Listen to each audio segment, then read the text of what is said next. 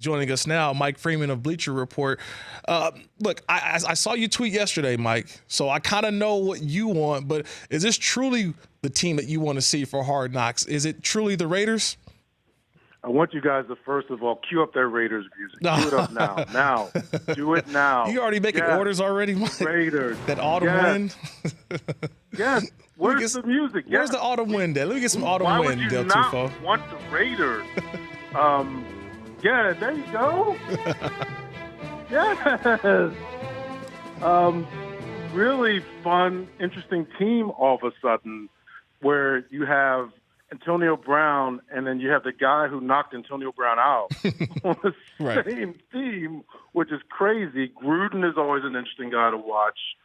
I've been sort of stunned at how Mayock has been able to come in there. I mean, he was always just a fun guy to watch, a really knowledgeable guy. You knew he knew his stuff. But going to that franchise and working with Gruden, who is a guy that's really set in his ways, and I'm not saying Gruden didn't want to do any of this. Of course he did. But these moves strike me as a very solid football moves that are building a foundation, that are looking forward, that are really, to me, a lot of them are smart moves. Whereas when Gruden was kind of running the show, things seem more chaotic. And it seems like Mayock has brought a sense of solidarity, a solid footing to the franchise. They're not all they're risky moves, some of them. I mean, bringing Burfict in is risky. But they are, I think some of these things are really, really smart. So there's not even number 2, 3, 4, 5 on this list. It's automatically the Raiders. Well, there was a report yesterday. The analytics company said that the Raiders' move of trading Khalil Mack last year was the move of the year. And with some of the moves the Raiders have made this offseason, whether it's by trade or free agency, you start to see sort of the foundation being built, and now you see the vision in front of you. Have we finally gotten past the trade of Khalil Mack last year, and you now see where the Raiders can be moving forward with these first-round draft choices? That's a great question, and the answer is a little complicated. I don't know if you ever get past trading a guy who would go to Chicago. I mean, he was good in Oakland. Right. But he goes to Chicago and is just like out of this world. So do you ever get past the guy trading a guy like that? I don't know. But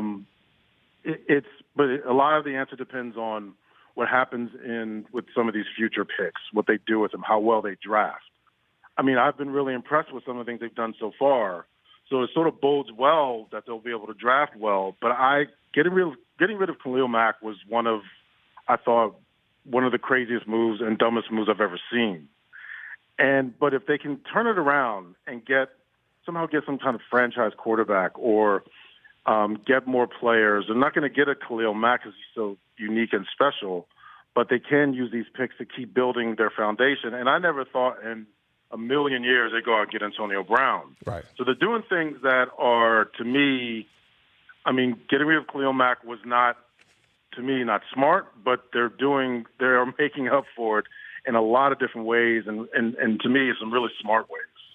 You know, when you look at just the landscape of the NFL right now, it's been the big trades, right? It's been, teams that feel like, okay, we can contend. And I start that by saying the Browns last year go 7-8-1, and everybody was like ready to throw a parade. And then this year they make the big trade now, for a guy like Odell Beckham Jr., obviously Baker Mayfield going into his second season. But in reading your column on Bleacher Report, I think we aren't talking enough about the head coach without the prior experience, not just as a head coach, Mike, but even as an offensive coordinator. He didn't have the experience, and now you're asking him to kind of lead these men. Like, how difficult a job does Freddie Kitchens have in front of him? Well, you've played in the league. You've been in an NFL locker room. Right. You know what it's like. It's a place of very strong personalities, some stronger than others, some in some locker rooms more stronger than others. But I think what we're seeing with the Browns is that's going to be there's a lot of personalities in there. The two primary being the quarterback and Beckham.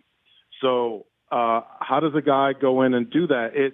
There's not a long history of very young or very inexperienced, rather, guys going in a locker room where there's a lot of strong personalities and immediately succeeding.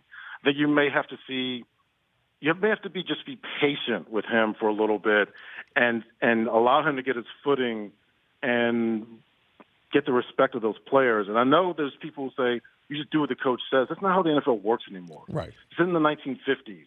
You have to really get the players to buy in. And the players need to believe in you. I mean, you live this, you know this. You can't just walk in a locker room anymore in 2019 and say, do what I say. They got to believe in you. You have to convince them. That's the way the sports world is now. And this is going to be the challenge for him. He doesn't have a track record to fall back on. He's not Sean Payton going in there. He's not Bill Belichick going in there. He's a guy that I think the offense, they really like him. Mayfield likes him, but he now has to work with the whole team, and that's going to be very tricky for a guy with very little experience. But they could end up being, and I know it's crazy to say, I can't even believe say it. Go ahead. Out of my mouth. They could be. There's a Super Bowl contender. I can't even. I almost pass out when I say that. I mean, it's true though. They are loaded, and that is going to be his challenge. Is not just getting them to buy in, but getting all that talent to work together. And they're going to add more talent to the draft. So they're going to be really fun to watch. We're talking with Bleacher Report columnist Mike Freeman, joining the Rich Eisen show. Kirk Morrison filling in for Rich. But what about the saga or the soap opera, the reality series of the Pittsburgh Steelers? I mean, you're getting the comments of Le'Veon Bell just recently talking about, the organization wants to win, but Ben Roethlisberger wants to win his way. We knew there was drama within the organization in terms of some players and the way that Ben Roethlisberger is leading. How do you see this team, the Pittsburgh Steelers, kind of overcoming all of these shadows and doubt of some of the players who have now left the locker room? How do we look at the Steelers or view them now?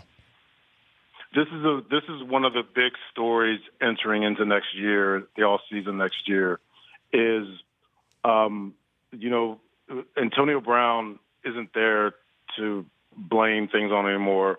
Le'Veon Bell isn't there to blame things on anymore. This is now officially, without question, Roethlisberger's team.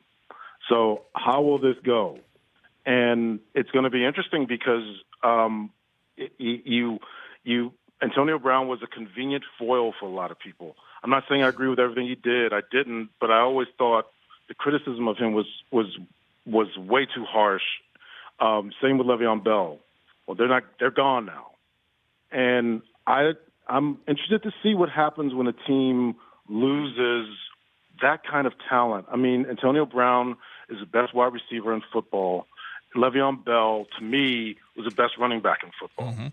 That is a lot of talent to lose in essentially 1 to 2 years. I mean, how does a team recover from that? And it's not like Ben Roethlisberger's 23. So this is going to be really interesting to watch. And how would you just Schuster react to not living off of Antonio Brown being double teamed? We know Connor had a good year, but will he be able to be healthy the whole year? Will he be able to stay healthy and come close to Le'Veon Bell? Maybe he can, maybe he can't. And what will Ben look like? There is a lot of questions in Pittsburgh, and I think the fans are going to be surprised to see, or maybe not, maybe they won't be, but a lot of people who just don't get that kind of talent doesn't just come along every year. You don't get Antonio Browns every year or Le'Veon Bells all the time who turn 2-yard losses into 22-yard gains. Right. That is a hard thing to find in the league, and they just lost 2 of those guys. So let's see how that goes. Bleacher Report's Mike Freeman joining the program here. Rich Eisen, Kirk Morrison filling in for Rich. To think about this, though, Mike, I'm about to kind of throw you for a loop here. The last quarterback to beat the Steelers in the playoffs was who? Ooh, last quarterback to beat the Steelers in the playoffs. Yeah. I'm not sure who. It was Blake Bortles in the divisional round a couple years ago. Look at it, how soon we forget that Blake Bortles beat the Pittsburgh Steelers in the last playoff appearance. And now we fast forward to now, Blake Bortles is now the backup to Jared Goff in Los Angeles. I was reading your piece a little bit earlier, and it's one thing people are like, why Blake Bortles? Why would you sign him? But when you think about it, isn't this the right move for a guy like Blake Bortles? It's perfect to me. I mean, I know that your initial reaction, that's a great point you bring up. There was a time when Blake Bortles was seen as pretty good by the league, and he just completely fell off a cliff, but he was seen as pretty good. And he's now going to a situation where there's no pressure on him. And you can see what McVay did with Jared Goff was pretty remarkable. I know Jared Goff did not have a good Super Bowl. I get that. Right. But all year, Jared Goff is really good. And a lot of that is because of obviously him, but also because of Sean McVay. So maybe McVay can do the same thing with Bortles. I mean, Bortles at times has looked so bad last year, but he can turn it around. And there's no pressure on him. He's now the backup, and he's working with some really good offensive talent. So I think it's a pretty good move by the Rams. Initially, I was like, this is crazy. But then when you talk to people around the league about it, they thought it was pretty smart. And I think it's a pretty good move, too. You know, Mike, I do want to get your thoughts on what the New York Giants are doing, because are they rebuilding? Are they not? Are they eyeing a quarterback? Are they not? They just traded away Odell Beckham Jr. If you said Antonio Brown is number one, I don't know where we put kind of Odell Beckham. Is he 2, 3? I know he's top 5, but you traded that away if you're the New York Giants. As we try to look at the vision of where this team is going, what do they need to do upcoming in this draft? Is it drafting a quarterback with the pick that they have early on at 6, or do they sit back and wait another year under Eli Manning? What gives here? It's a great question, and I think a lot of people have no clue what the Giants are doing. I mean, the moves they're making make no sense. They get rid of Odell Beckham for what seems to be just purely out of they think he's a headache. I don't think he really was, right? But they think he was. So you get rid of him and you bring in an older receiver in Golden Tate, who I like a lot. Right. But that doesn't make sense.